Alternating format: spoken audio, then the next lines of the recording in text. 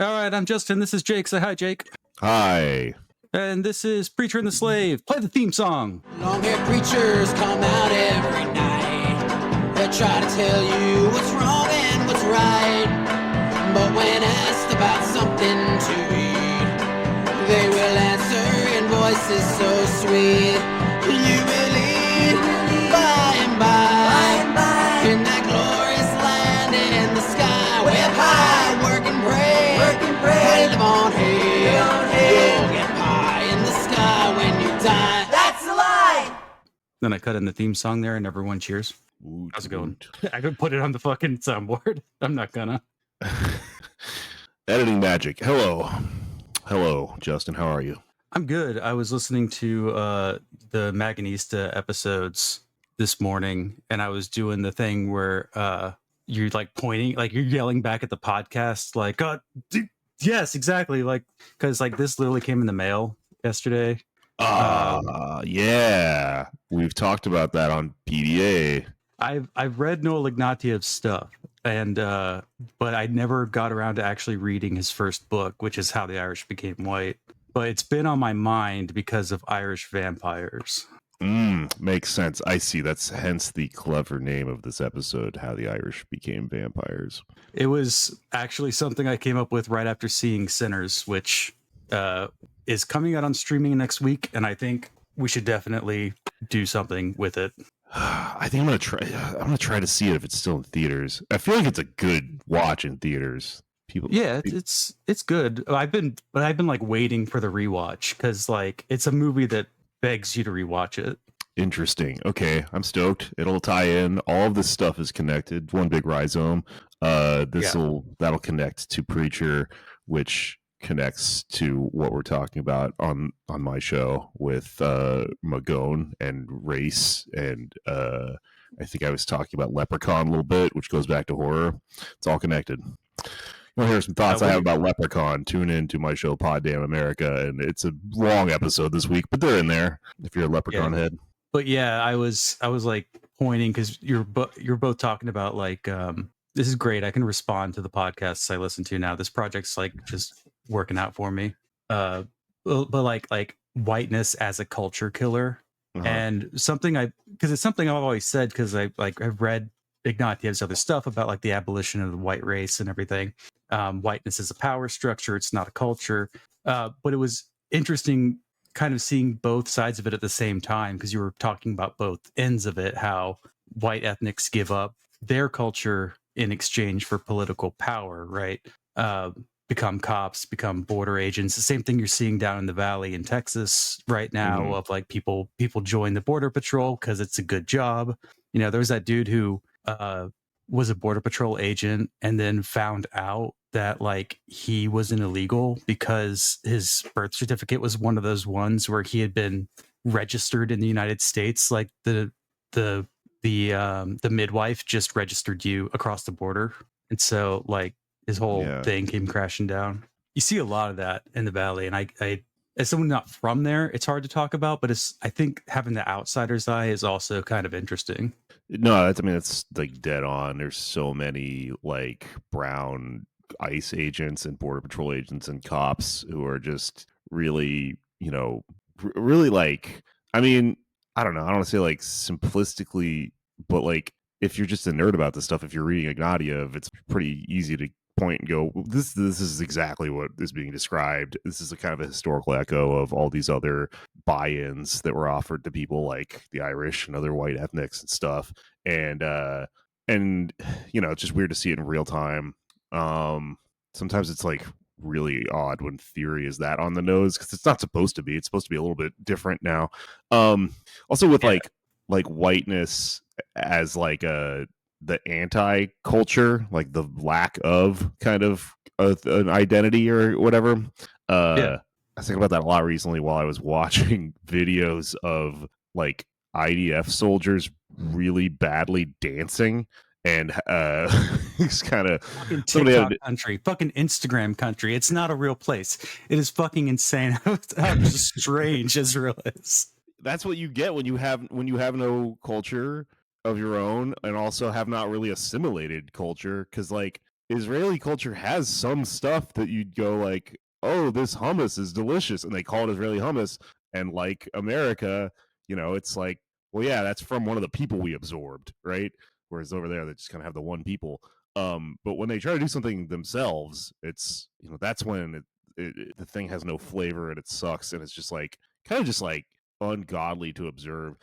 Like Miyazaki was saying, AI is just like it's an insult to the humanity and like the human soul. Yeah. That's how I feel watching those IDF dances. Like it's unnatural. Like people should not. That's what happens when you try to dance and you have no soul. Is you just start like shooting your limbs in various directions and stuff. And it should be embarrassing, but they're in such a bubble over there because they have the hyper nationalistic fascist thing going on that they're like recording themselves and showing off. Very odd stuff. Yeah, it's strange, and you see the I think you guys talked about how like whiteness was put like destroying culture of other people in order to assimilate them, but also destroying their own culture at the same time. So it's interesting because I've always said whiteness is a culture killer as a critique to other white people to make them understand what it is that they're buying into, and like making Ignatieff's point of abolishing whiteness. But it's like it kind of just blows through the landscape, the cultural landscape, and it like mostly focuses on erasing, like erasing indigeneity, and like the internal nationalism you see in Mexico right now with like the repression of indigenous peoples, like the Train Maya that they're running right through indigenous neighborhoods so that they can basically like we did with the interstate and black communities. Like you just see it happen. It's like, oh yeah, the Mexican military is going to fund this big commercial railway for tourists, but also so that you can move the military really quickly from one place to another in Mexico in case anyone starts acting up. Yeah, and I don't know, like the temptation to be like, I don't know, just go too off the deep end, be doing my own podcast here right now, but the temptation to throw out like the thing that's being erased by whiteness is bad. I think like there's an experience that people have, especially white people, I think in this country especially, where you discover class and materialism, and it gives you it gets you out of being like disciplined with this false identity politics stuff. It's a great moment in every young internet addled leftist life when they realize class consciousness is a thing, class is a thing at all, Karl Marx exists, and they can suddenly go, wait, your identity as a worker transcends all this stuff. Like being in the working class transcends all this stuff. So stop, doing this Democratic Party bullshit where they weaponize identity against me. And I think it's like, I get it, but you don't build solidarity without understanding all of the things that led to you being a worker of whatever kind. And that's why, like, right now, who's having this great moment as like a class conscious artistic thing, who has all these great things to say about Gaza and Palestine, it's these kneecap kids, because what they're doing is like telling the story of how, as subjugated people, whiteness, the class killer, even it's just weird because it's like a white on white thing here. Technically, I mean, Ignatieff, how the Irish became white, right? That's why this is important to understand. But like, the Irish were not white when Britain came and fucking subjugated the Irish in that way, in that place and time. And the part of that was erasing the Irish language, like the original one. And it's no mistake that that their message is twisted up with this thing of remembering who you are and where you came from. Yeah. So I'm glad to hear that you listened to my podcast and yell exactly, because I was assuming it was going to go the other way. When I listen to podcasts, I often yell, "No, you fool!" No, I'm just like, let me in, I'm ready. I'm just out there like shaking, like this is shit I've been thinking about all week, and so it's just lined up because I'm thinking about Sinners, and I'm thinking about like it's a moment to like talk about this stuff, and I think it'll tie into some other stuff because there's I'm coming up with like ideas for the show, and I want to maybe introduce people to some of like the weird religious world that maybe they don't realize is as popular as it is. Like, maybe you're not going to see Donald Trump cite some of these people, but definitely like Congress people will. And so I haven't run this by you at all. So this is going to be Jake hearing it completely. But Indiana Lieutenant Governor Micah Beckwith insists the 3/5 compromise was a good thing. So what he said is the compromise wasn't entirely wrong because or he says that it was a great move because it meant that slavery would be eradicated in our nation by having the 3/5 compromise. And when you hear that sort of thing, usually you just go, where the hell did he get this from? And I think people should look up a guy called David Barton. So David Barton is this right-wing document collecting guy. His whole thing is about taking down the separation of church and state. He has an organization called Wall Builders, and he writes these history books, kind of like Bill O'Reilly, kind of like just churns them out. But he comes up with these very, very strange interpretations of U.S. history, really focused around the founding, really focused around like, all the founders were men of faith, and the Constitution is like derived from the Bible. The Declaration of Independence is derived from the Bible. All the shit you think people believe, but it gets turned into these very strange niche beliefs because he needs them to. And so this guy, I guess he has like a podcast, I don't know, or he's on a podcast, the lieutenant governor, and Sure. I can't even tell how many politicians have podcasts. It should be illegal. It should be illegal for anyone to have a podcast, honestly, but we'll get there one day. We belong in prison. Yeah. Yeah. That's a very specific, strange thing for someone to say, that like the 3/5 compromise is like ending slavery. No one actually believes this. Like no one actually takes this seriously. Like obviously that means that any slave state can expand, that you can increase the amount of slaves you have, and then increase the amount of representation you have in Congress. Obviously it's not going to slow down slavery. But then you have like these other ones. So Winsome Sears is another person. She was saying that the reason we have 3 branches of government is because the founders read Isaiah 33:22. It says, the Lord is our judge, the Lord is our lawgiver, the Lord is our king. That's legislative branch, judicial branch, executive branch. And again, this is like directly from David Barton. Like it's straight from this dude. He writes all these books and comes up with these very weird things that like aren't true, but even if they were true, wouldn't matter, which is what I think drives me the most crazy about it, because he gets these little things. So one thing he says is that the reason we open things with prayer, like we open sessions of the government with prayer, is because Benjamin Franklin at the Constitutional Convention recommended that they open with prayer, and that's how it's always been ever since then. Benjamin Franklin got voted down on that. Like it didn't happen. Like we know that. Like it's in all the major histories of it. Like we know everyone said like that's a stupid idea, Ben Franklin. Like everyone just hated him at that point in his life. He was really old. He was really annoying. Like nothing he did at the Constitutional Convention ever got voted up. So it's weird that like they pulls together things that are just not true, but even if they were true, would be so insignificant. I mean, he had syphilis from having a lot of sex with sex workers, so I think he had some good ideas, and even if they are unpopular, they should be part of the government. This is a really odd thing. This is reminding me of, though, like, just this whole point you're making is, like, in Texas, I remember, like, stop me if I'm repeating myself, but, like, I had a friend who moved to Texas from, like, somewhere up north, and was saying they didn't get King of the Hill until they were in Texas, because before they lived there, they were like, it's like cartoonish. Like this is like no one is actually like this, and there's this weird like limit to your imagination where you just kind of dismiss a lot of this like cartoonishly like weird stuff. Or in the case of King of the Hill, just like weird, but like with what you're talking about, evil, like it's just considered like fringe to the point of like probably won't come up, probably won't matter. And it's kind of important to go like, no, this is like happening, and it's fairly ubiquitous. It's not like ubiquitous in a population way. Like when people point out those voting maps, when right-wing people try to be like, look how much of America is like red. It's like, there's not that many people out there. But there's a minoritarian control in the Republican Party, and it's just like, no, we should talk about this. We should talk about the fact that there's some people making these like insane, like cult like points. If someone said this to you on a public bus, you'd be like, that's a crazy person, right? The three branches of government come from Isaiah through the 333 or whatever.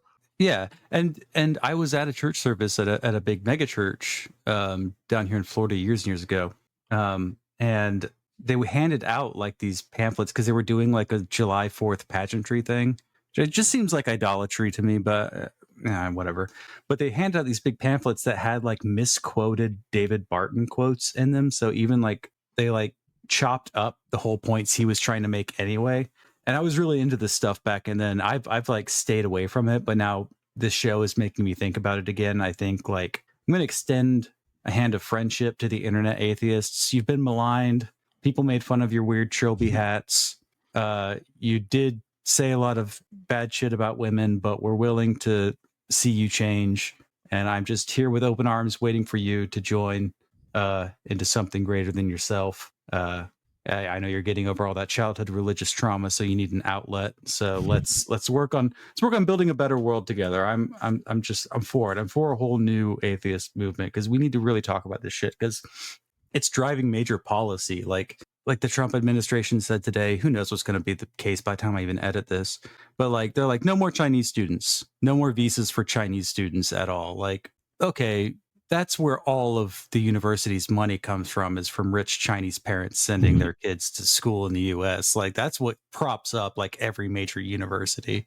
Like I don't know what your plan is, except that they genuinely just want to destroy higher education because of this kind of shit. Yeah, I think I read about that briefly. That sounds like an insane idea. Some of this stuff, like with tariffs, I'm like, give it a month and see if they still want to do this. But yeah, no, it's I mean, shit. Like, you see that picture of Curtis Yarvin that was going around the other day? Oh, he's doing an event with like the Red Scare girls or something, so he's just back in the Twitter cycle or whatever. But there's like a really great picture of him that he uses as his own image while he's trying to make these bizarre right-wing points, as he's, ostensibly, arguably pulling the strings behind JD Vance and stuff like that. And he looks like he's grown into his weird thing where he looks like Adam Driver now, but like, if he drank beer 100 times a day for 10 years and kind of Mickey Rourked himself. It's really unnerving. But he's real. He's part of what is making decisions about the world right now. It's very unnerving. Is it him standing in a field with a leather jacket? Something like that. I gotta find this. I gotta find this for the video in the background so everyone can see what the hell we're talking about. Yeah, I mean, I've not kept up with Curtis Yarvin. I haven't kept up with it's so strange how like none of the figures in this very specific Christian nationalist area don't change, because they just regurgitate sort of the same lines until people believe it. But they've created this entire alternate American history with all these weird small details that didn't happen and aren't important were they true. That's the part that just drives me fucking insane about coming back to this. I don't know how I used to read this all the time, but I wanted a podcast to talk about religion. Now I'm getting what I wished for. So that's on me.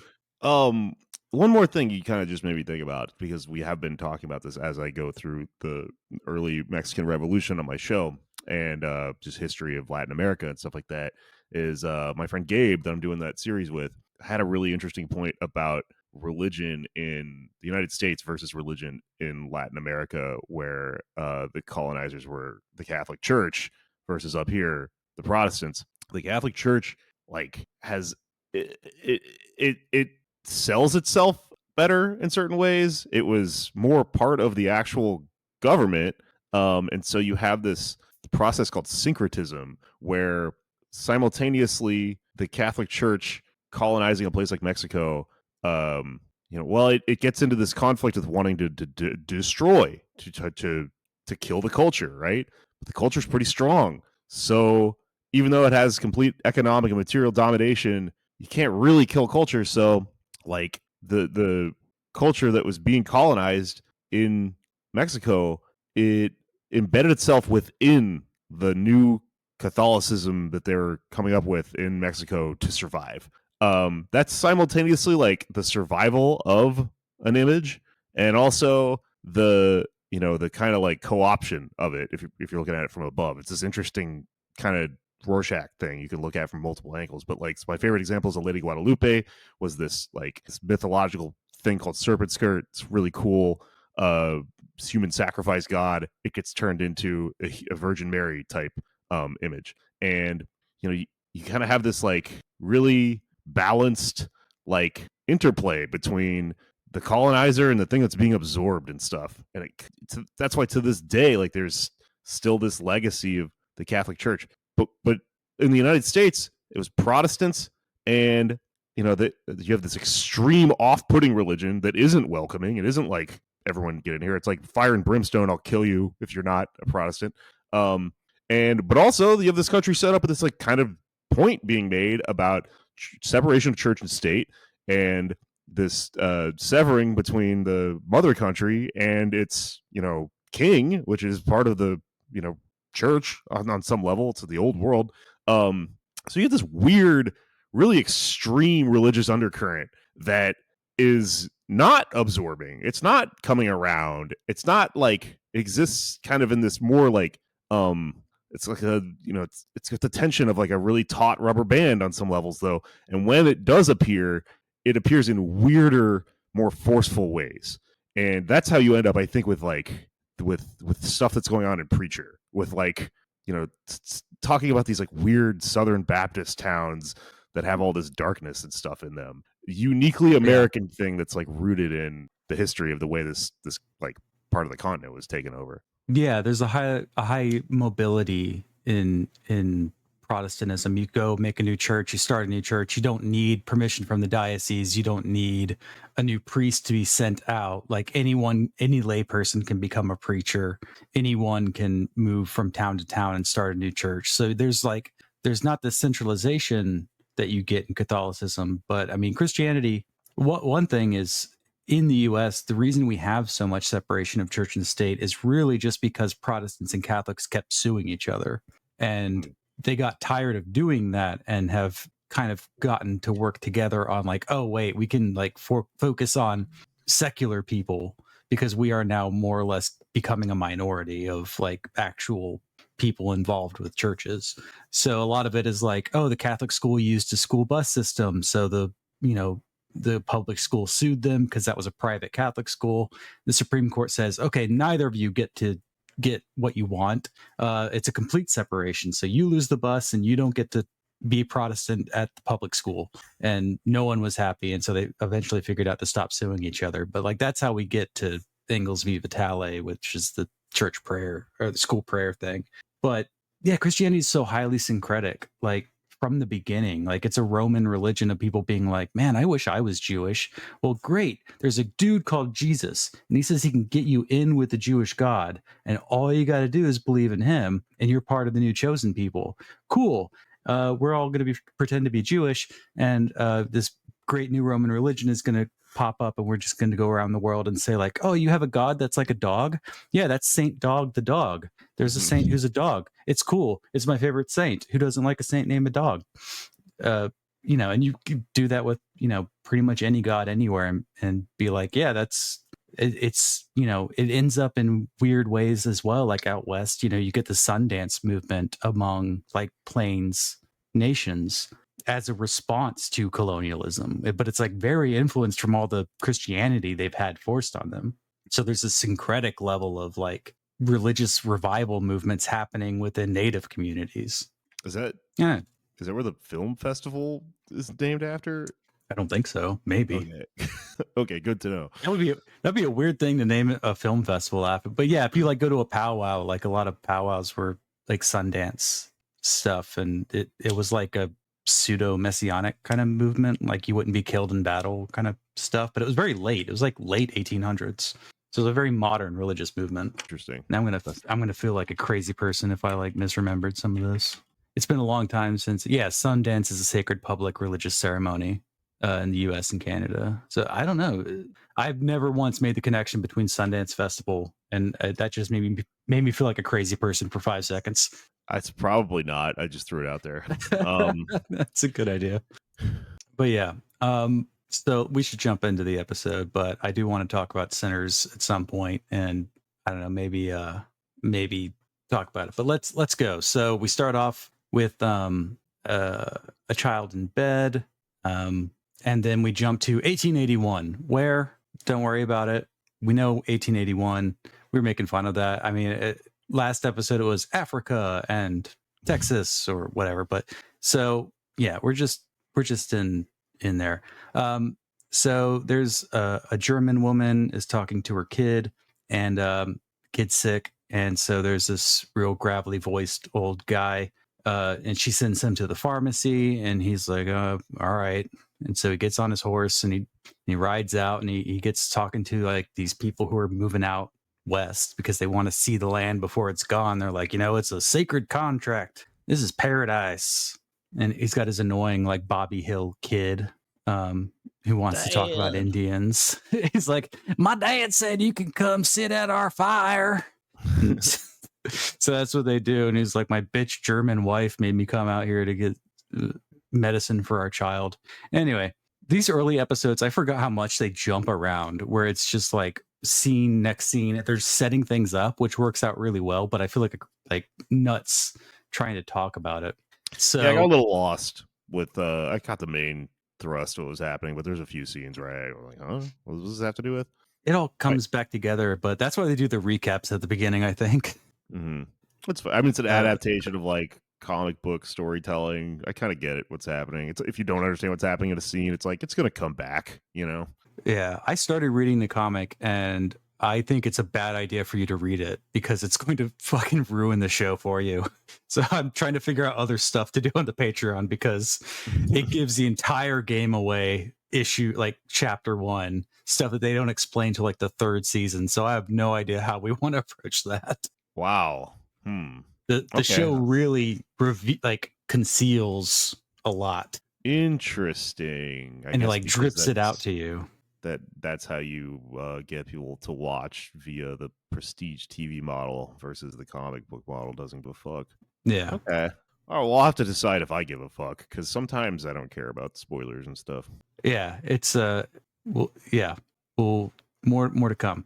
Man, so I'm using someone else's recap because I don't want to take notes moment for moment, and this person is like blogging about it, and I just like trying to read past all of their commentary so I can just remember the order in which things happened.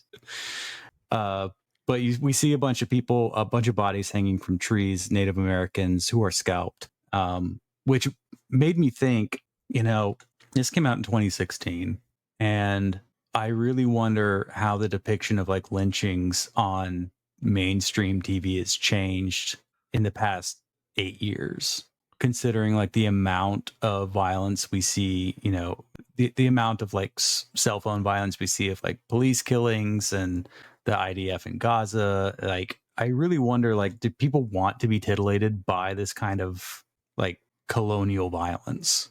I don't know if there's an appetite for it. I don't know. Edgelordy.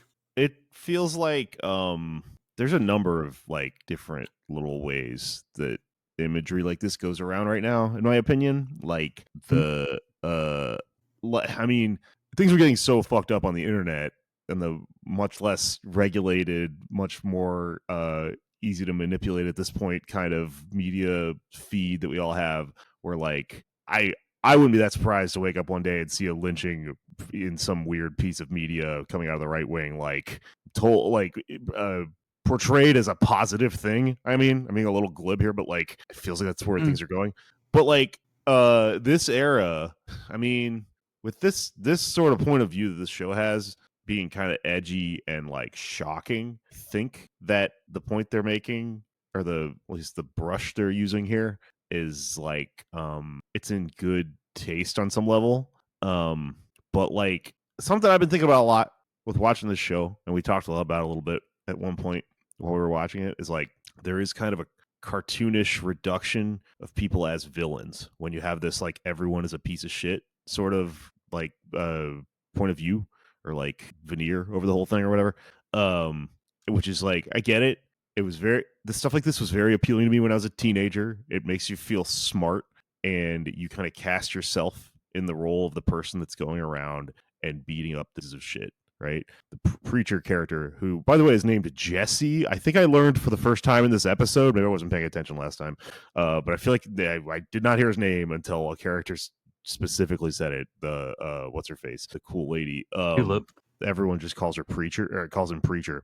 But he's like, he's an easy person for like a 14-year-old to cast themselves as and be like, I hate pieces of shit. I hate like, we're gonna get to it, but there's a pedophile in this episode, and we get to watch preacher beat the shit out of him, and it's like it's interesting the way that works, because it's like no one's gonna argue with that, right? It's the kind of universally decided upon worst type of person. So that lends itself to this very libidinal thing where you get to kind of reduce everyone in society to people like that. We see that in politics all the time now as things get more and more heightened contradiction wise. But the racism, here's what I'm getting at. Sorry, it's a long way to go for this, but like, I was thinking about Jordan Peele a lot when I was thinking about this portrayal of, lynchings and stuff like that, because since 2016, I mean, maybe the 2010s, I'm not sure exactly where I'd put this, but you did see a lot of this sort of stuff in like movies, in his stuff, which I'm a big fan of his. I think his stuff is pretty good, but like some of the stuff that doesn't really approach things with as much nuance as he does, some of the stuff he's produced, like the Twilight Zone he did, I kind of remember thinking about this a lot. In you get these like kind of really wooden and cardboard cutout, it's a mixed metaphor, but you get these like kind of two-dimensional characters of like the racist sheriff or the racist this or that of the people that perpetrated these crimes. Because don't get me wrong, I'm not being contrarian here. I'm not coming around and going, no, we need to have more nuance when we talk about the evil fucking Klan member in these stories or whatever.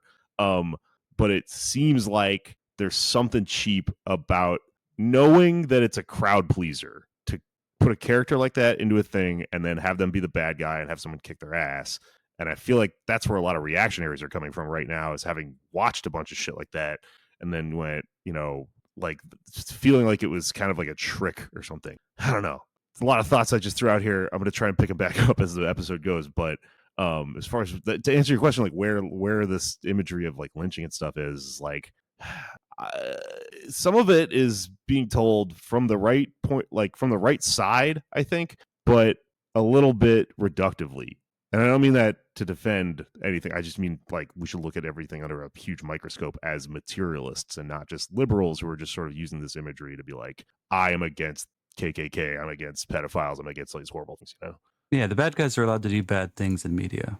Yeah, they're the bad guys. We all get to the bad guy. Yeah, I mean that's part of it. There's a certain sensitivity that had come because of like stereotypically Tumblr discourse, right? People are not media literate. Yada yada yada. We've all heard this argument, but I mean, there is a certain point where like the Disney adultification of all of us, the infantilization of the viewer, right? Whenever something good comes out, everyone goes, "Oh, right, I'm being talked to like an adult again," and then people are surprised when a movie like that or a show like that comes out, like it does well. It's like, didn't you want more Star Wars, you fucking hogs? I started watching the new season of Andor today, and it's like, yeah, oh my god, it's so refreshing. It's like smart. I don't know what everyone thinks about the new season, but I mean the first season at least. Yeah, it has nuance. It doesn't treat you like you're stupid. There's a kind of a good side and a bad side that you can tack on to things historically, but it's not incredibly opaque about it. Fucking hate Star Wars, man. I can't stand it. I don't care about your goddamn space wizards. Fair. Everyone says that. Is it even like one of the popular things right now is for people who are into Andor to be like, I think the very lofty, very smart history nerd take is that the best part of Star Wars is the warfare stuff and like the revolutionary stuff, and the Force is so annoying and all the wizards and stuff. I'm sorry, I like wizards. I also like that. No, wizards are cool. I mean, my favorite Star Wars thing is the Darth Bane books. It's like, what if the Sith acted like the Jedi, and what if the Jedi acted like the Sith, and like we're doing war against each other, and like, you have Jedi on spaceships that are like controlling the flow of the battle using the Force between all the spaceships. That's fucking cool. Put that in a movie. Yeah, like it's a great little book to read when you're in high school. Like, hell yeah, that was a great time for me to read it. It was a great book. They should do something with Darth Bane. But I don't know. There's a certain point where like I just had to mute the word Andor on social media because I was like, I can't think about this anymore today, man. I'm at the end of my rope.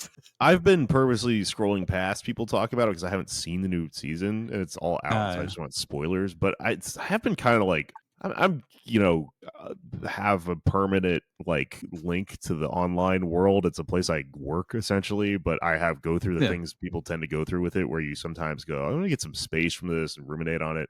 And I've been really offline lately, and something that's been keeping me off has been just this really dark feeling about there being no adults in the room with regards to like logging on to Twitter, seeing like serious like journalists and people that I follow talking about this fucking Star Wars show. It is like, it is scary. I'm like, you're not supposed to be watching this. It's a dumb show.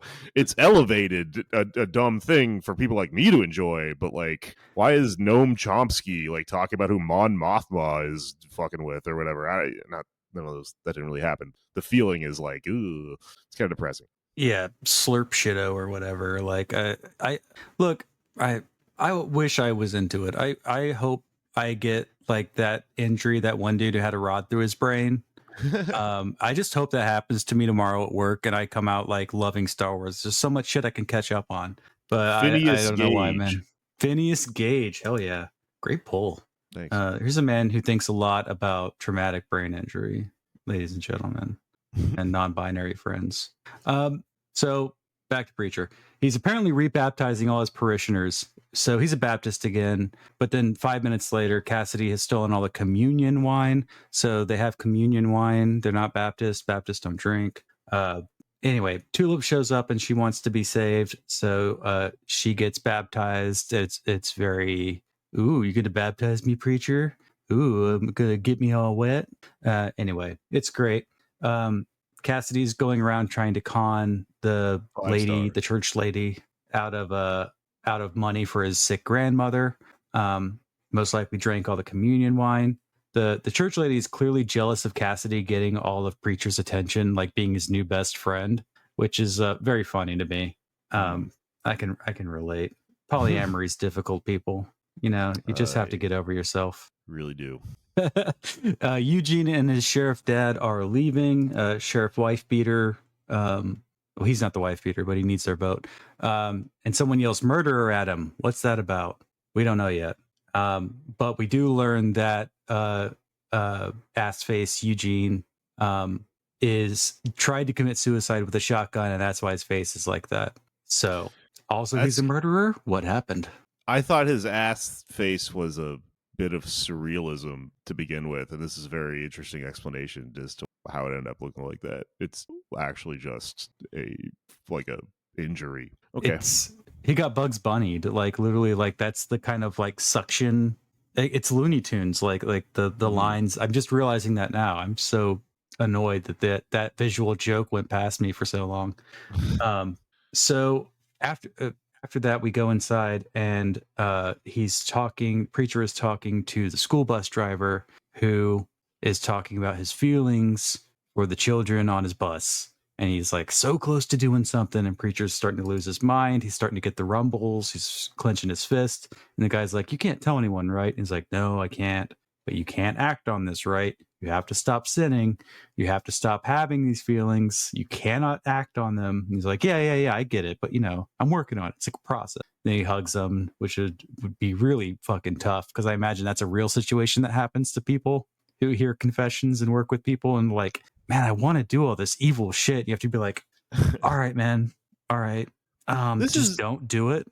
This is a funny moment, if like with regards to the Preacher character, I think, because the last episode he was like ready to quit his job. So we're kind of launched back into now the show begins, and we're like, oh, he's gonna do it, right? He's back to work. And then you see this and you realize like why he hates the job. And he's had these moments where he talks about like maybe not believing in God and stuff like that. And you're kind of like, part of what's funny that's going on here is that this is not a preacher. Like, this is not a holy man, really. He's someone who's like in the situation somehow. He's got some mysterious backstory of how he ended up doing this job or whatever, but he's clearly like from kind of elsewhere.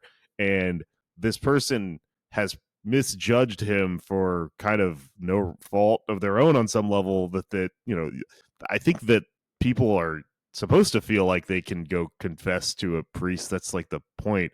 And he has no idea. He's just setting himself up to get the shit kicked out of him because he's talking to a guy who's doesn't actually want to do this or whatever. Texas John Wick. Mm-hmm. There's a nice little moment where he's outside. He's trying to smoke. This is where I said I need to buy cigarettes because God damn it, I need to go buy cigarettes. I'm losing it. And he uses the voice to stop the dogs barking. So we're learning a little more lore about how the voice works. Mm-hmm. Then we cut to a farmhouse. There is this Latino couple being talked out of their home by the actor who plays Rorschach in the Watchmen movie. I didn't catch that. He's but he's like bald and he's got like glasses and he's like buck teeth or something. Mm-hmm. I don't know if those are his or that's prosthetic, but anyway, he's there, and the wife beater guy whose arm got broken last episode is his like right hand man, but he doesn't have an arm, so he can't like hand him the paperwork to hand to the couple to sign over their farm. So his flunky, the guy who drives the van, like grabs the pen to hand to the boss, and then when they leave, he like smashes his face into the steering wheel to teach him a lesson about being helpful.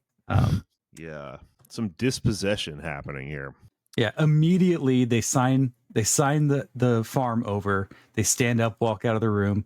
People take the furniture, but then like a bulldozer goes through the house like 2 seconds later. Very visceral. I think we're really gonna like talking about the meat packing industry guy, Rorschach guy. I was hoping we get more from this episode, but the show is paced very well. It unveils things every time. So then we're gonna come back to this. Yeah, everything like comes back. That's why it's like so. I didn't remember how much cutting happened in these first 2 episodes because like everything's gonna then get its own episode, and we're gonna see these characters come together. But then they're outside the local supermarket trying to get feedback. Preacher goes to his car and his sick truck that everyone in Texas has. They put them on classic licenses or farm licenses, so you don't have to pay for like your registration every year, and everyone's driving these sick old pickups. It's kind of the coolest thing about Texas, if I'm honest. There's all these classic trucks around. Someone took his steering wheel, and who was it? It's his manic pixie crime girlfriend, Tulip. She says she's got a great line, which is, "Did Jesus take your wheel?" Very funny, very clever. I just voiced her like Peggy Hill. We're gonna have to talk about King of the Hill a lot on this show, and I'm sorry. I'm not doing it on purpose. I just have been rewatching King of the Hill like this past year. So that's a Texas accent. It ain't right. He sounds like a grown-up Bobby Hill sometimes. That's what the Texan is a grown-up Bobby Hill. My granddad loved watching King of the Hill, and I was like, he just thinks I'm Bobby, which is really painful to watch him laugh at this small fat child. I mean, were we not all Bobby? Yeah. Cassidy is waiting for the preacher, and he says, "Your dinner's getting cold," and he's shaking a bottle of whiskey at him.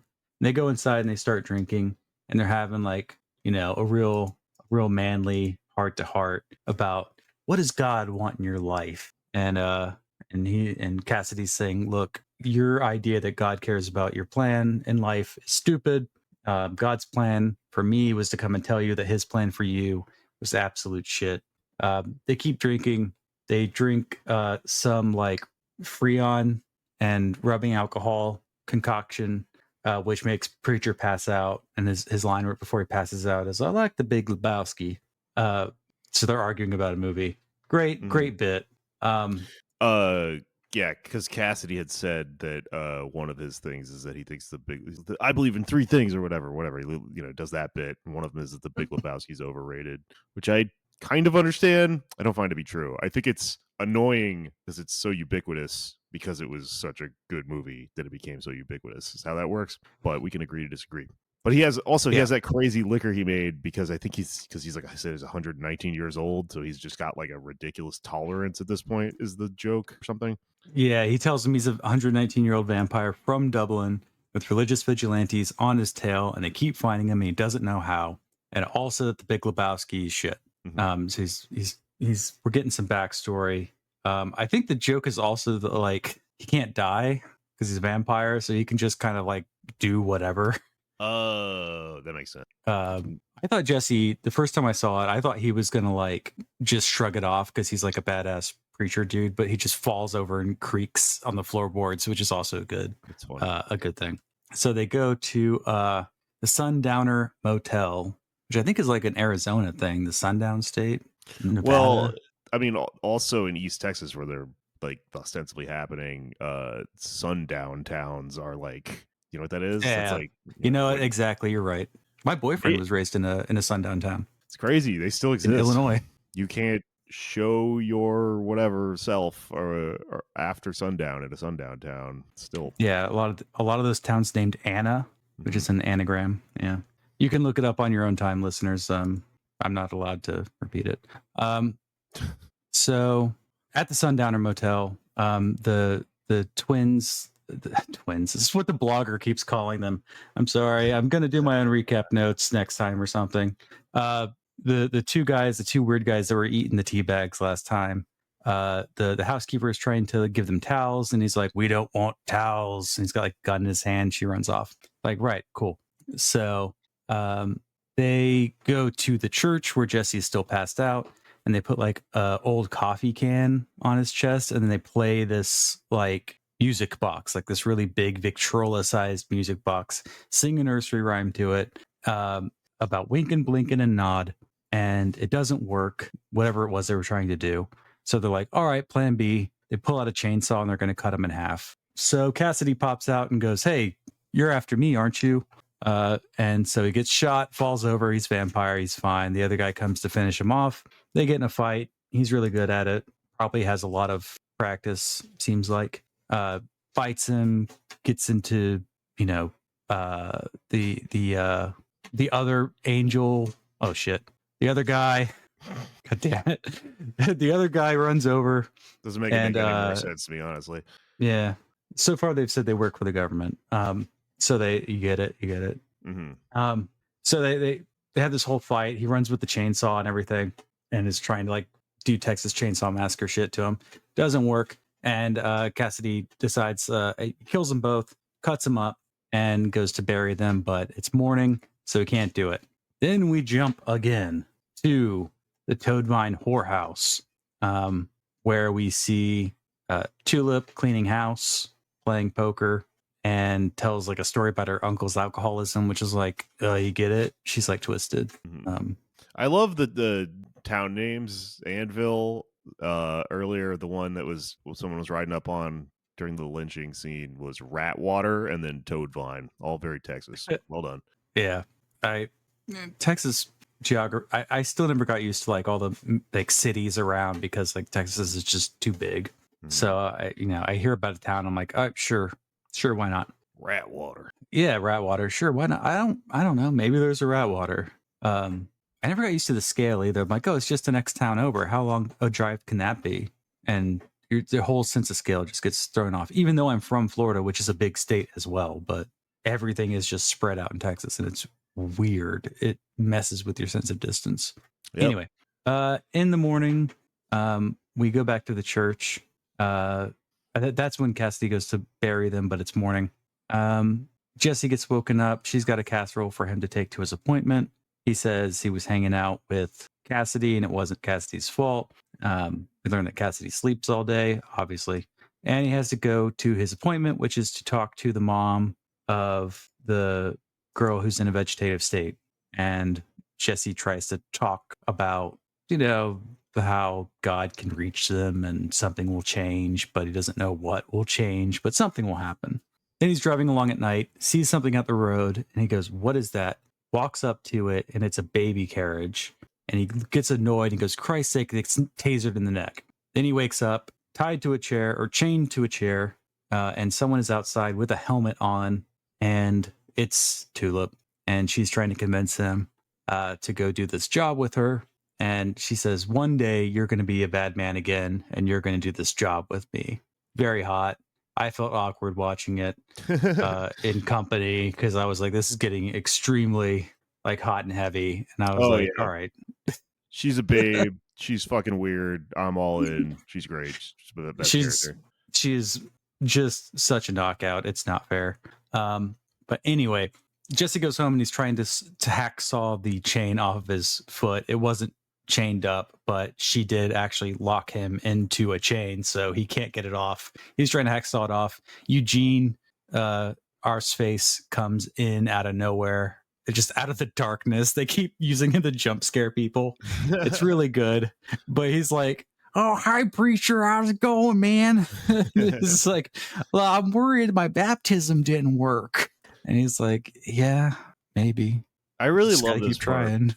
I think this is my favorite part of the episode because like there's this interesting back and forth between them where Eugene is he doesn't understand how a baptism works, and he's like through his simplicity kind of like hits on some interesting philosophical points, and he's asking to be baptized again, and preacher's like annoyed because he's busy, and he's got this like kind of naive kid, and the Eugene goes like the reason he's come to the conclusion that his baptism doesn't work is because he thought it was going to change him, and he says like, I'm still the same, no matter what I do, I just end up like the same. And he's like grappling with this idea of like there being this like deus ex machina that like changes who you are, and the preacher reluctantly has to do his job as a preacher for a moment and tell him like that doesn't happen. This isn't about magic elixir, like a magic solution that like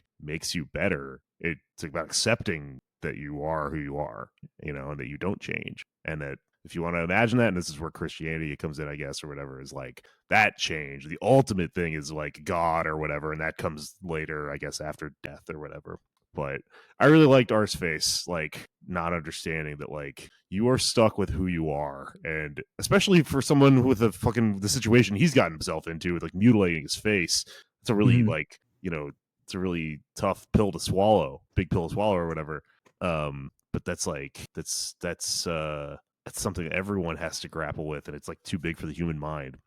It made me think of one of my favorite things ever that I talk about all the time, but from the phrase from Crimes of the Future, body is reality. Like the idea of comparing yourself to some different ideal state, like you without the fucking shotgun wound on your face, that doesn't exist. Like you are where you are. Your body is like the ultimate expression of that. Yeah, you are embodied. And Christianity was a very embodied religion. It was like you are going to be resurrected in the body. It's like a very important thing to early Christians. And then most modern Christians are like, no, this thing doesn't matter. Like there's a spiritual me that's going to be reborn. It's like perfect. And it's like, no, you will be in the body, in your body with Christ in the kingdom. That's the whole point. Yeah. It doesn't take into account that you might be disabled or disfigured or unhappy with your body, but like it doesn't care. Like that's not what this is about. I just had to read this book by Yuval Noah Harari, who did the Sapiens book, which is very funny because it's kind of whenever he writes a new book, it's not as good as Sapiens. So every new book he writes, it's like from the author of Sapiens. And he has a very funny evangelical way of talking about Christianity, even though he was raised Jewish and is an atheist. And we were speculating. I just did a thing with the left page about it. It'll be out soon. And I don't recommend you read the book. I'm sure Sapiens is probably the best one, so probably go for that. But he is just the worst writer. He seems to hate doing history, and he has these weird evangelical takes on Christianity. But unfortunately, like some of the points he made were like true on their face, and so they're like running through my head while you're talking, and I'm like, God, I really don't want to be referencing this book in like a positive light because I don't want to give people the wrong idea. Like I have how bad it is. Was Sapiens good? I've never read that, but I've heard of it. I haven't read Sapiens. I've read Homo Deus, which is one where he talks about like humans will become like masters of their own evolution through computers. And then he wrote another one called Nexus, and all these books are like airport books. They're just like, hey, here was the thing about Neuralink. hey, which how'd that turn out? Here's the thing about self-driving cars. They'll be everywhere. If humanity had a big virus, we would demand the heads of all of our leaders. And like that was in that was in Homo Deus, and then he gets to Nexus and he like forgets that he said all that stuff. So now his big thing is like he's scared of AI, and he's like, what if an AI learned how to manipulate a dictator so that the dictator only relied on the AI instead of his confidants? And it's like, yeah, what if the moon was made of Havarti cheese? Like, I don't, because throughout the book he talks about AI being like this big threat, and then every once in a while he'll mention climate change, and you go, oh yeah, that's a way bigger problem. Yeah. Like that's a way bigger, like the water wars are going to be a big issue. He comes up with this idea called the silicone curtain, which is like people are going to make political blocks around the Chinese AI and the American AI, and like all these smaller nations are going to use their AIs because you would want to use the better AI and give all your data to like China, and that will allow real totalitarian. He mentioned Stalin I've got my notes, mentioned Stalin like 170 times. So this guy's dumb, right? Because I think I thought Sapiens was a dumb book, but then you said you read it, and I was like, oh, maybe it's good. I haven't read Sapiens. It's the one that most people have read. I think he's definitely gotten worse at writing, because I read Homo Deus first, and then I read Nexus, and it's definitely gotten worse. And he writes like airport books. He writes like okay. And he does what's called big history, but he like hates doing history. Like he hates Marx. Mm-hmm. He like hates dialectics. He hates materialism. So he just talks about like one thing after another and goes, huh? Isn't that like scary? Then he moves on to the next thing. I would hate history too if that's what I thought it was. It would seem like a ridiculously vast, impossible to fucking tell story. That's why Marx is good. Okay, I think I'm validated in my kind of what do you call it? I have nothing to base it on, but I think I thought he was dumb. He knows Marxism. I am convinced he went to graduate school for history at Oxford. He knows how history works. He knows it as a discipline. He just seems to hate it. Okay. And he like refuses to acknowledge Marx in any way, which makes his writing terrible because he can't focus on the material conditions. So he just talks about, isn't it weird how we could have brain implants and we could like change our genetics? Wouldn't that be weird if you had like utilitarian ethics and computers? It's like, yeah, it would be weird, but who gives a shit? Like he like wants to write science fiction, but he can't. He wants to be Cory Doctorow, but he like refuses to write science fiction. So he just pisses me off to no end. And I don't want to read any more of his books, but I feel like I kind of have to go read Sapiens now just to see like, has he always been like this, or was that a fluke? Like, did everyone just really like Sapiens? Has he always written like this and everyone was just conned because it was a good airport book and they're written to make you go, wow, wow, wow. I guess we'll just have to find out. Read this damn book, Sapien. I really don't want to.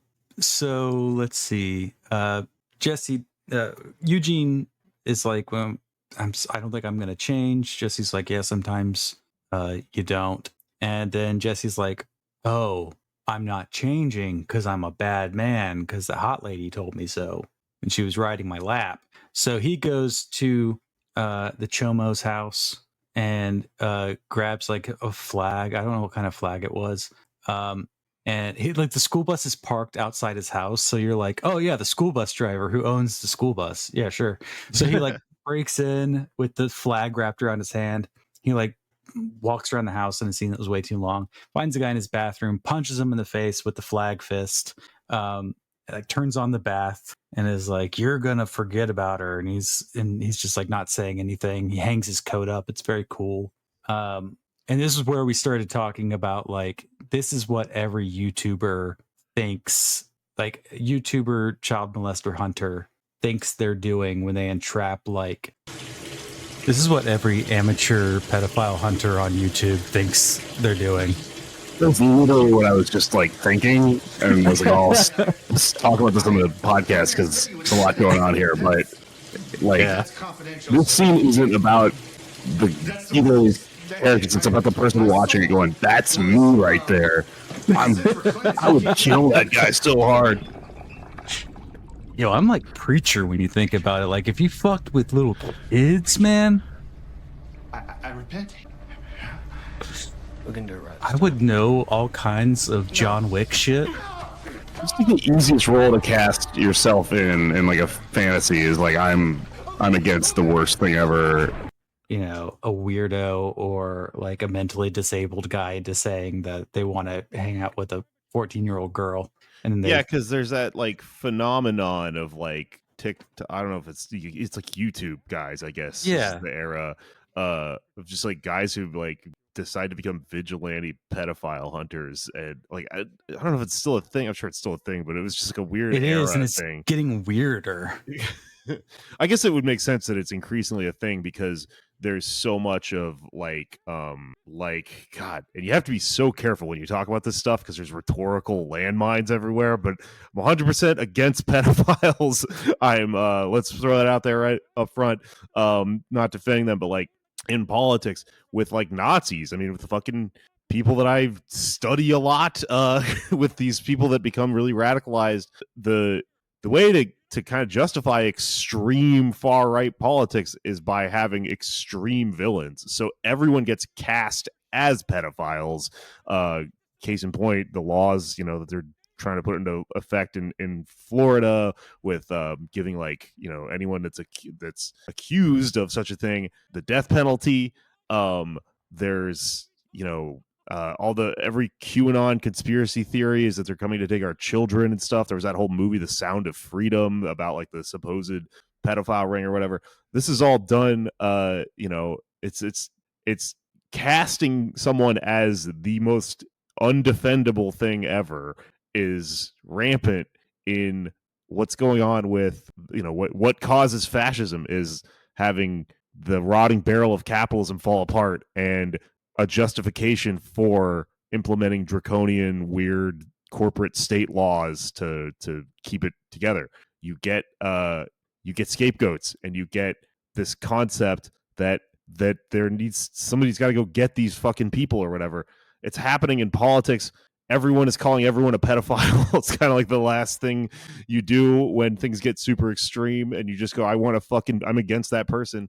And I just think about I was thinking about it a lot when I was watching this scene because if you indulge in that, if you like give up trying to understand stuff to the degree of a nuanced look at things and just go, my enemies are pedophiles, it's really fucking fun to watch Preacher come in, roll up his sleeves. He does something weird with the bathtub, and it's like a parallel to like it's like waterboarding him. But the episode began with him fucking baptizing this guy and not realizing he was a pedophile. So there was that shot. It's a fucking framing, right, device. The earlier in the episode, he dunked this guy's head underwater and then baptized him. So he's like, I'm a bad guy now. I'm going to like do the evil version of that or whatever, do the mean version of that. It's clever, but yeah, I don't know. I mean, just the morality at play here, it's so fun, but it's not actually true. It's not. That's why I get like with what they're doing with this show, with having villains and angels and demons and shit like that. It's a really fun lens to look at things through, but it's fun the way things that aren't true are fun. Yeah, it's like that would totally be me. I would totally be Preacher right now. Like if you were messing with kids, man, if you were messing with my kids, like, and you see this in like politicians when they talk about crime, they're like, if you were to come near my family, they do this shit on like TV, and you're like, who the fuck are you talking to, dude? You're being interviewed. You weren't asked a question about if a home invader came into your house. It wasn't something that really I picked up on until like I took a class where I had to read a lot of feminist theory, and I started noticing like when gendered language happened. So like when people start talking tough on crime, they start being like talking to an invisible young, presumably black man, like, if you're gonna act like this, if you're gonna go around terrorizing these communities. It was something I never picked up on until I realized, why is he gendering it? Why is he like talking about young men? And then like it's weird reading a lot of feminism like all at once, because suddenly you just have this new pair of goggles to look at the world through, and it's kind of like They Live. You're like, oh my god, why is SpaghettiOs supporting the troops this month? Like what the fuck is happening in this world? I forgot about that one. Batman is also like the best example, I think, of what I'm talking about. Because Yeah, when you're yeah. young, you go, Batman, he's fucking cool, and there's all these people that they're doing bad things. So obviously, I support him beating them up. And then you get older and you read like some sociology and stuff, and you're like, wait a minute, he's beating up a bunch of victims of the system that he, as Bruce Wayne, is like the main figure that is perpetuating. But that's not as fun Yeah. of a story, right? What's fun about comic books is that it lets you indulge in good guys and bad guys, and you get to watch him beat the shit out of a pedophile. Batman's a huge criminal. He embezzles money all the time. He's just like, yeah, it's a line item in the Wayne Industries budget. It's like, that's embezzling. You're a massive criminal. The huge criminal enterprise is funding the Justice League. Anyway, yeah, but I rewatched Batman the Animated Series when I was like 20, and I was like watching it, and I'm like, why do I feel weird? I was trying to get some nostalgia, and I'm like, why do I feel bad watching this? Yeah, it reaches a point where you know stuff you can't unknow, and it ruins the experience of good guys and bad guys, you know? Yeah. And it's also, like you said, it's why everyone says like my opponent is a child molester. It's a big problem with like libraries. I just got an email today from like a library worker who walked out of a job because it's Patmos Public Library. We did an episode about it, and one of the people who left their job after we did that episode emailed us and was like, here's why I quit. And like a big part of it is like, it was calling everyone groomers. It was like the librarians are groomers because they have books about trans people on the shelves, right, even though they like had an agreement to move them to like the young adult section or behind the counter or whatever, like because their library got defunded for like 3 years in a row. And then they were like, okay, we'll do this, and finally got enough people out to vote to like fund the library. And it puts you on the back foot. It's like, have you stopped beating your wife? The person has to say, I never beat my wife. Why are you talking about beating your wife? It's never played defense. It's constantly doing. I really wish people on the left would kind of learn these rhetorical tactics because they're actually really useful. And if someone's being a piece of shit, you're allowed to be a piece of shit to them. Yeah. But it is a useful thing. Jordan Peterson tried to do that with the young Reddit atheists on that video. He's like, what does truth mean? And he don't do that, because then you look like an idiot like he did. But I'm just saying there's, if you're on offensive, you don't have to play defense all the time. And that's, something to keep in mind. It's a good strategy. So Jesse says, forget her. And he's like, I can't. Sounds like Bobby Hill to me. He dunks him in the water. Forget her. And he finally does it with the voice. Forget and her. He's like, her who? Bobby. Butterfree. Cassidy's found a spot to. The guy completely forgets why Preacher's there. He's like, what'd you do to my brain? He's like, I don't know who her is. And then anyway, the sheriff is investigating people, and it's the two guys that were killed that we just saw Cassidy burying. And he's like, two fellas staying in a hotel, that's pretty sus, fam. And they're like, look, we're not like that. We're British. We work for the government or whatever. And so he goes, so we're like, fine, whatever. They work for the government. And we cut back to Jesse, goes to see the girl in a coma again. He does the voice, open your eyes, and cut into the episode. So your first time seeing it, overall impressions, you still feeling good about the series? Yay. It's your boy. I love him. I should make one of those like incel tweets where they show you the original content and then the live action adaptation, and they're mad because it's like woke, but with the asshole guy's face. Like, It took away his vagina bones. look what they've done to us. They want you to believe that this is beauty and attractive. Who was that? Jordan Peterson. Yeah. They want you to believe that this is attractive. Yeah, it's great. I'm stoked. It's very fun. I guess what I'm been reiterating while talking about all this morality stuff is that, like, when I watch stuff like this, there's like 3 phases you can go through watching stuff like that. The first phase is you're young and you're the 14-year-old kid I keep referring to who would love this and take it very like seriously. And then the second phase is being too woke because you went to college and being like, actually it's bad. And the third phase is being what I would refer to as a pervert, which is I can watch Batman, know that it's bad, that it's propaganda on some level, that there's multiple things going on in it, and because I know that, I can enjoy it even more because I'm enjoying it like as like a fucked up thing, the way, you know, you can consume all sorts of media, right? Like that way. So I always call Yeah. that's why my pet term for this is perversion, because it's like everything's porn, right? You don't try to justify porn when you watch it. It's just there for pleasure. Yeah, the Inquisition is the Witchfinder's pornography. Like he finds personal fulfillment in thinking about, wow, those witches fucking each other in the woods. That's just terrible. It makes me really angry to think about all the time, every day when I wake up in the morning. You see that kind of libidinal stuff in the right-wing politics. It's everywhere. Daddy's coming home. He's taking off his belt. Daddy's home is literally hide it. Daddy's home is literally like a line from The Boys when fucking Billy the Butcher comes back. I don't know if that's originally what it's from, but that's like when all those Republicans started saying it, I was like, is that what they're referring to? Because I remember there's an episode. About the boys. But I remember that line, and it's all very libidinal. This show, fucking The Boys, a lot of this stuff's fun to watch there. But it's a great time. I think the plot is, unfurling in a really interesting way. I just sort of understand what you're saying with that regards to the comics because I haven't read them, but yeah. Everything is like up front. Like first chapter, I was like, holy shit, I had no idea like it's gonna be like that. So man, it's nuts. I never read it before. It's very disorienting having only seen the show and then trying to read the comic and going, wow, they really just hit the gas on all the lore. That's got to be kind of mind-bending. I'm trying to think if I've read anything backwards like that, but not off the dome. I don't know. But yes, so far very fun, very cool. All right. I really liked Tulip. She was great. Yeah. Highlight of the episode. Good.